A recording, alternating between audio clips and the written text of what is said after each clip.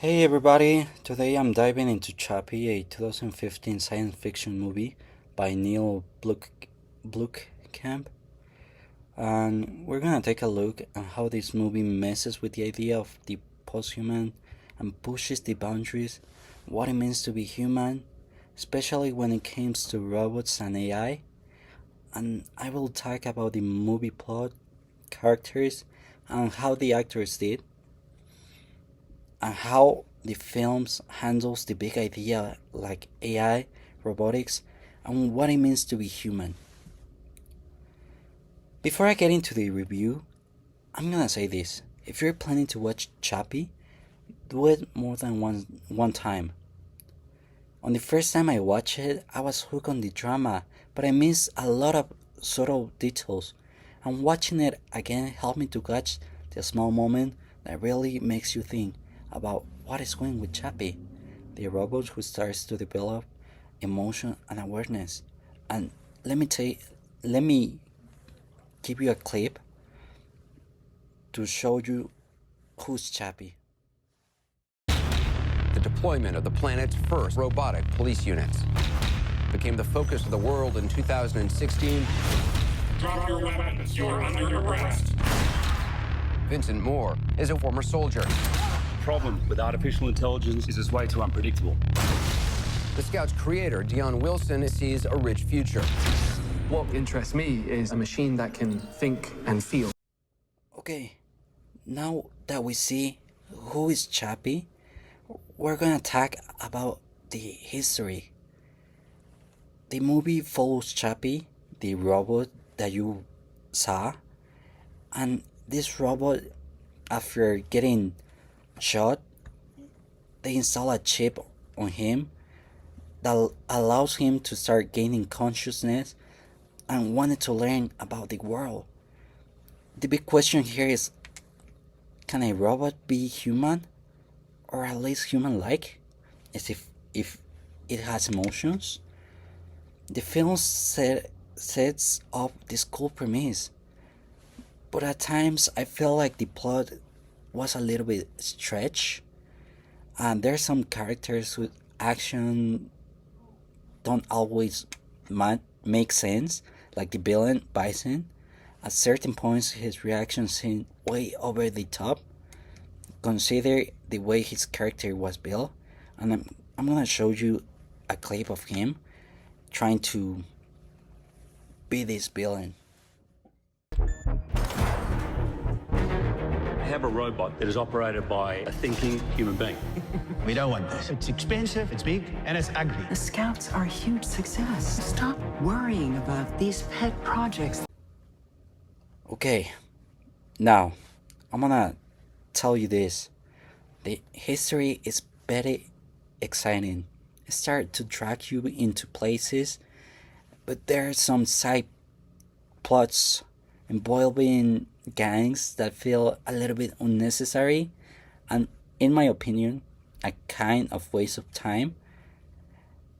Yeah, they show how choppy environment is influencing, but they didn't really add too much to the main theme. Now let's talk about the acting. Sherlock Copley, who voices Chappie, is really amazing. I love the way he voice over Chappie. I think he brings so much emotion to this robot that you really start to care for him, which is impressive. Consider it's just a CGI character. But some of the performance didn't hit as hard. Ninja and Yolandi Beiser play characters in the film, but their performance feel flat sometimes. In not that they were bad, but I think their performance could be used more emotional depth, especially on how dramatic this story gets. On the technical side, the movie really delivers. The cinematography is solid, with that gritty, almost documentary feel that Camp is known for. The visual effects used to bring Chappie life are impressive. The mix of CGI live action is super smooth that you feel like you are really into the movie. And you really buy into the idea that Chappie is alive, and it's hard to imagine the film without those effects. The music works really well too. The soundtrack is a mix of electronic beats and intense sounds, matching the fast-paced emotional moments. The editing helps keeps things moving, even when the story starts to slow down a bit. Now let's dig into the whole post-human thing. Chappie does a great job of challenging what we consider is human. Chappie struggles to find a place in the world, makes you question whenever being human is about having emotion and consciousness, or there is something more to it. The movie also tracks the idea that robots become means self-aware. If they can think and feel, does that make them more than just machines? The film shows Chappie being treated like a tool by people around him, even though he's clearly becoming more than that. This blurs the idea between human, robots, and even monsters. It's a classical question.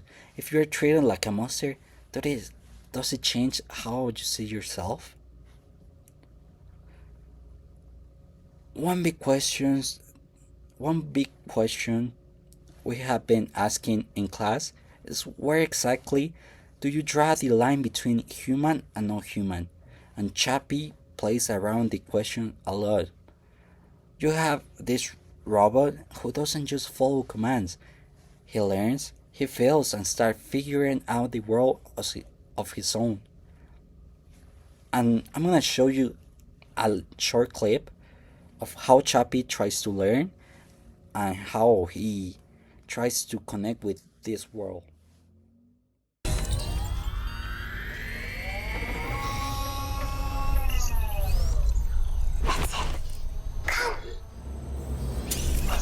You are Chappie.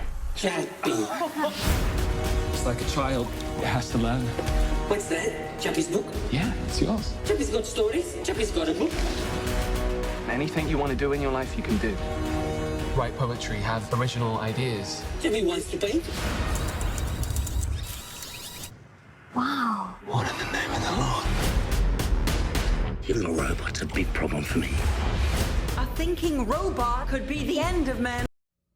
Okay, now that we have seen this clip, we can see how Chappie grows and builds relationships.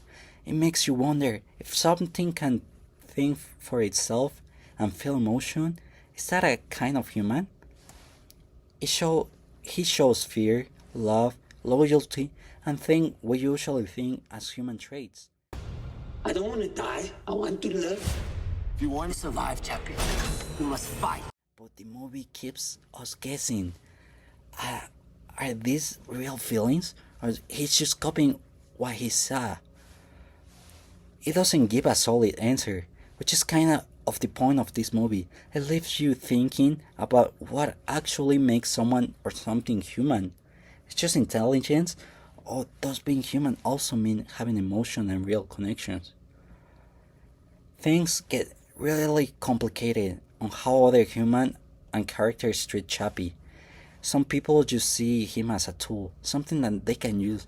Others, like Dion, see him as something more than a tool, almost like a kid who's just trying to figure life out.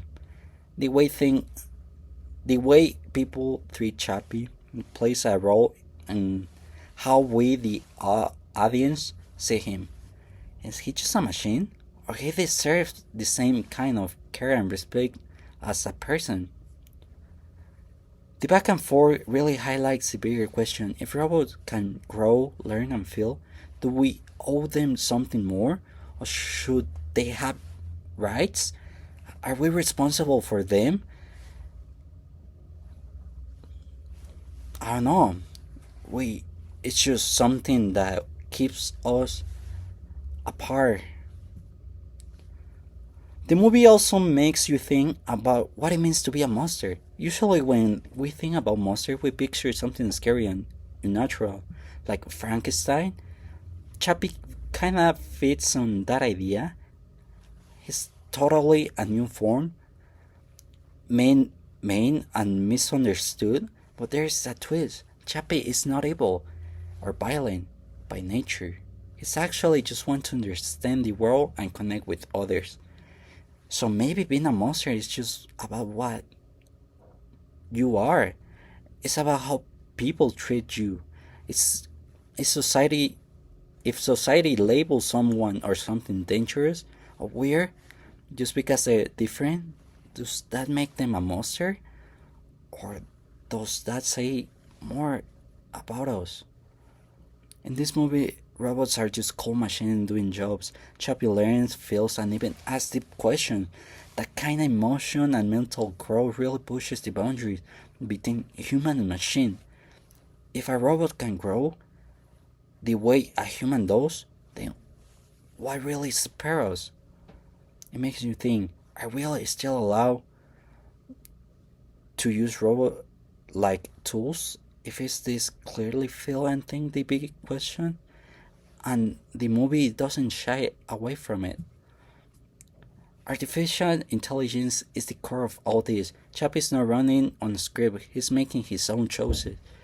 That's a huge deal. When we give machine the ability to think and feel, we open the door to a bunch of ethical questions. Like, what happens when we create something way too smart? Do we get to control it? Shut it off because we are scared of what it will become? Or we have the responsibility to let it live?